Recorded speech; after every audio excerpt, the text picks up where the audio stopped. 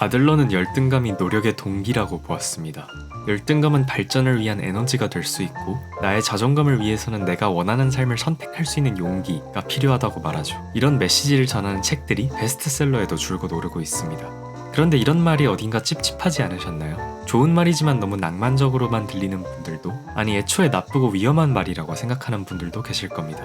아들러가 살았던 세상은 지금 우리가 사는 세상과는 다릅니다.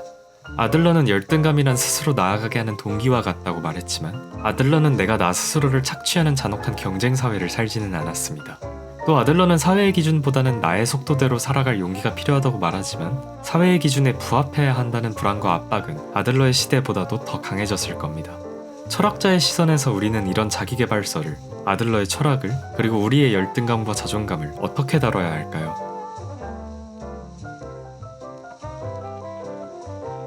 대부분의 철학자는 높은 자존감이 좋은 것이라는 데에 동의합니다. 칸트는 나를 이해하고 존중하는 것이 좋을 뿐만 아니라 이성적 인간의 도덕적 의무라고 주장합니다.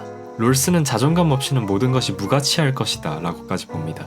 그런데 자존감이 높은 게 꼭 좋지만은 않습니다. 자존감이 너무 높아서 꼴보기 싫은 사람들은 어떻게 설명해야 하나요? 한 철학자는 이 문제를 제기하면서 히틀러는 자신의 열등감을 노력의 동기로 삼아 아주 높은 자존감을 지닌 살인마로 성장했다고 평합니다. 충격적인 결과에도 미소를 잃지 않는 한 축구 감독도 비록 전술은 없겠지만 높은 자존감을 지녔겠죠. 이런 사람들은 차라리 자존감이 낮은 게 좋지 않을까요? 철학자들은 이 문제에 대해서 우리가 너무 많은 것들을 자존감이라는 한 단어로 퉁치고 있다고 말합니다. 나를 좋게 평가하고 아끼고 사랑한다고 다 같은 자존감이 아니라는 것이죠. 따라서 칸트나 롤스 같은 철학자들이 자존감을 이야기할 때 이들은 그냥 개나 소나 말하는 자존감이 아니라 진정한 자존감을 지칭한다 라고 보아야 합니다. 이 진정한 자존감, 적당한 자존감은 무엇일까요? 데이비드 휴먼은 진정한 자존감에는 타당한 근거가 있어야 한다고 보았습니다. 근거가 없다면 스스로에 대한 사기, 즉 자존감이 아니라 자만이라고 보았죠. 그런데 무엇이 과연 타당한 근거가 될 수 있을지가 더 애매합니다. 어떤 철학자들은 이 근거는 사람마다 다 다를 수 있고 주관적인 것이라고 봅니다. 내가 스스로를 어떻게 평가하느냐가 자존감의 기준이라는 겁니다. 또 어떤 철학자들은 거기에는 아무런 타당성이 없고 객관적인 기준이 필요하다고 봅니다. 일부 철학자들은 남들이 평가하는 나야말로 객관적인 기준이라고 봅니다. 그런데 의문이 생깁니다. 아니 내가 나도 정확하게 못 평가하는데 남을 평가하는 건 정확할 거라고 믿을 근거가 있나요? 여럿의 평가가 모인 사회적 평판이 가장 타당하다면 아테네인들이 대놓고 싫어한 소크라테스는 근거 없는 자존감을 지녔던 걸까요? 어떤 철학자들은 남이 평가해야만 객관적인 것은 아니라면서 내가 세운 목표를 얼마나 달성했는지가 타당한 근거가 될 수 있다고 주장합니다. 즉 철학자들 사이에서도 정답 없는 논쟁이 이어집니다. 자존감은 내가 마음먹기에 달린 것인지, 남이 나를 어떻게 보는지에 달린 것인지, 내가 얼마나 마음먹은 대로 사는지에 달린 것인지. 우리가 자기계발서에서 흔히 접하는 자존감의 정의는 첫 번째에 가깝습니다. 무슨 일이 있어도 나는 아끼고 사랑할 만한 자격이 있는 사람이라는 것이죠. 이른바 우물한 농구선수의 비유를 들어보겠습니다. 학교에서 농구를 제일 잘하는 친구가 있습니다. 이분은 전교생의 동경을 받는 자존감 높은 친구입니다. 그런데 학교에 르브론 제임스가 전학을 옵니다. 어떻게 할 겁니까? 전교생의 동경은 이제 르브론을 향합니다. 우리 친구의 자존감은 땅바닥에 떨어집니다. 우리는 이 친구를 보면서 그래 자존감이 추락해야 맞지, 자존감은 사회적 근거에 따른 거니까 라고 생각하지 않습니다. 너의 농구 실력에도 충분히 자부심을 가져도 된다고, 너를 더 아끼라고 말하겠죠. 이런 식으로 생각한다면 진정한 자존감은 사회적 기준보다는 나 스스로의 평가에 달린 것이 맞을지도 모릅니다. 그런데 반대로 르브론이 전학을 와도 자존감이 높은 친구를 생각해봅시다. 이 친구는 르브론이 약물이라고 생각합니다. 아니면 어차피 농구는 그냥 공놀이일 뿐이라고 합리화를 하거나, 사실 내가 더 잘하는데 전교생이 농구를 잘 모른다고 하거나, 르브론은 심판빨이라거나 팀빨이라고 폄하한다고 해봅시다. 이런 사람은 아무리 스스로를 좋게 평가한다고 해도 진정한 자존감은 아주 낮은 사람이라고 봐도 무방해 보입니다. 철학자 로버트 노직은 이런 관점에서 자존감은 주관적이라는 생각을 크게 비판합니다. 공동체나 사회와 단절된 독단적인 개인을 만들어낸다는 것이죠.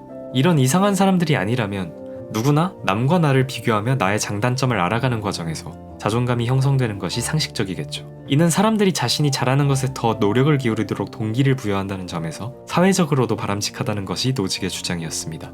이런 노직의 주장도 많은 반론에 부딪힙니다. 그러면 사회적으로 자존감이 제로섬 게임이냐는, 즉 내가 더 노력해서 남들보다 더 좋은 성과를 거두고 자존감이 높아진다면 남은 그만큼 자존감이 떨어지는 것 아니냐는 비판입니다. 노직은 이에 대해 사회적으로 다양한 가치를 인정해주고 그 가치를 놓고 공정하게 경쟁할 수 있는 다양한 싸움을 마련해준다면 해결될 문제라고 보았습니다. 이 역시도 여러 비판에 부딪힙니다. 자존감마저도 경쟁에서 획득하는 대상이냐? 내가 어떤 싸움을 할지 과연 자유롭게 선택할 수 있느냐?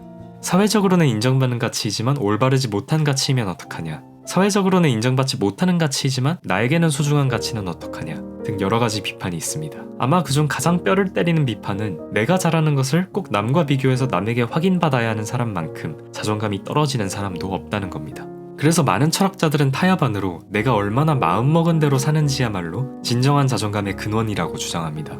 대표적인 철학자가 존 롤스입니다. 롤스의 유명한 책 정의론에서는 이외로 자존감의 개념이 깊이 있게 다뤄집니다. 롤스에 따르면 자존감에는 두 가지 구성 요소가 있습니다. 자신의 인생 계획이 가치 있다는 믿음, 그리고 그 계획을 이행할 수 있다는 자신감입니다. 롤스는 인생 계획이라는 표현을 쓰지만 더 넓게는 내가 내 인생에서 중요한 가치를 알고 내가 그 가치에 부합하게 살아갈 수 있다는 믿음일 것입니다.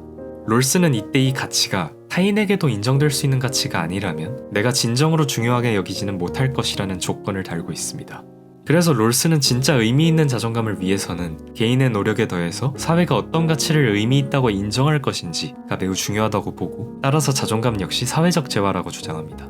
그러나 이런 롤스의 주장 역시도 사회적으로는 인정받지 못하는 가치이지만 나에게는 소중한 가치는 어떡하냐는 질문에는 말문이 막히게 됩니다. 최근의 철학 연구에서는 실존주의 철학에 기반하여 해답을 찾거나 자신이나 타인의 실패에 대한 반응을 기준으로 해답을 찾으려는 등의 다양한 시도가 계속되고 있습니다.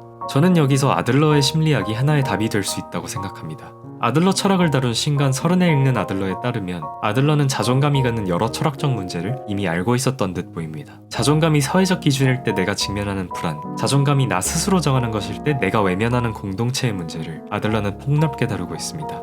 흔히 아들러는 공동체를 초월하여 미움받아도 좋으니 나만의 삶을 찾으라 한 철학자로 알려져 있습니다. 롤스와 노직을 비롯한 오늘날의 철학자들은 이런 미움받는 자존감에는 단호히 반대할 것입니다. 30에 읽는 아들러에서 드러나는 아들러의 보다 정교한 철학도 마찬가지입니다. 철학자가 살던 시대와 오늘날의 세상은 다르기 때문에 영원히 불변하는 인문학의 통찰이라는 건 없을지도 모릅니다. 그 시대의 통찰을 우리 시대에 맞게 업데이트하는 작업은 그만큼 중요합니다. 이 책은 일상적인 예시를 통해 아들러의 철학을 전달하는 동시에 업데이트하면서 기존에 알려졌던 아들러 철학의 위험한 가시들을 발라냅니다. 롤스가 말하는 내 인생에서 중요한 가치, 노직이 말하는 다양한 가치의 인정 같은 말조차도 철학적 낭만으로 들리는 시대에 건강한 자존감을 논하는 아들러 심리학의 유행은 단지 낭만이나 힐링에 대한 욕구가 아니라 내가 나를 어떻게 평가하고 우리 사회가 남을 어떻게 평가할지에 대한 현실적이고 철학적인 고민으로 보이기도 합니다.